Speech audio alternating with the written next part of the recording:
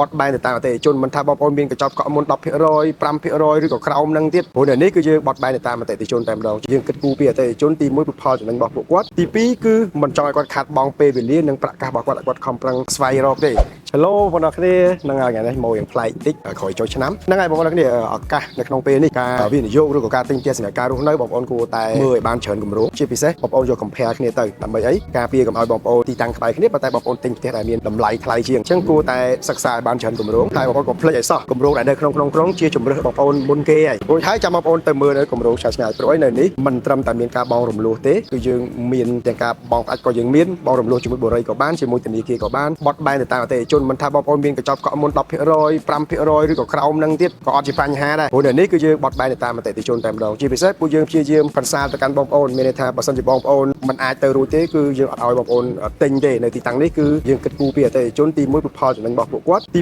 2គឺមិនចង់ឲ្យគាត់ខាត់បងពេលវេលានិងប្រាក់កាសរបស់គាត់ឲ្យគាត់ខំប្រឹងស្វែងរកទេអញ្ចឹងហើយបានថាមកមើលទីតាំងហើយជួបជាមួយនឹងរូបភាពផ្ទាល់ដើម្បីជជែកគ្នាពាក់ព័ន្ធមួយតម្លៃពាក់ព័ន្ធមួយការបង់ពាក់ព័ន្ធជាមួយនឹងទីតាំងគុណភាពសំណង់ម៉ូតផ្ទះដែលបងប្អូនអាចអញ្ជើញមកឃើញហើយចាំបងប្អូនសម្រេចចិត្តអញ្ចឹងហើយនៅនេះគឺយើងមិនមែនជាការត្រឹមតែជាការលក់ទេគឺយើងសរសើរឲ្យបងប្អូនយល់ថាគួរតែទិញផ្ទះនៅក្នុងអំឡុងពេលនេះបែបម៉េចគួរតែទិញក្នុងពេលថ្ងៃក្រោយទៅវាបែបម៉េចអញ្ចឹងហើយគឺឥឡូវនេះបងប្អូនវាជាឱកាសមួយដែលល្អមែនទែនដែលមានន័យថាបច្ចុប្បន្នតម្លៃយើងនៅធូរការបង់រំលោះក៏មានភាពងាយស្រួលហើយរំលោះអត់គិតការប្រាក់រយៈពេលវែងទៀតអញ្ចឹងនៅចាំដល់ពេលណាទៀតយើងមកមើលឥឡូវនេះជួបមួយខ្ញុំផ្ទាល់ឬក៏ជួបជាមួយនឹងក្រុមការងារដើម្បីទទួលព័ត៌មានលម្អិតនិងសិក្សាពីគម្រោងឲ្យបានកាន់តែច្បាស់អូខេ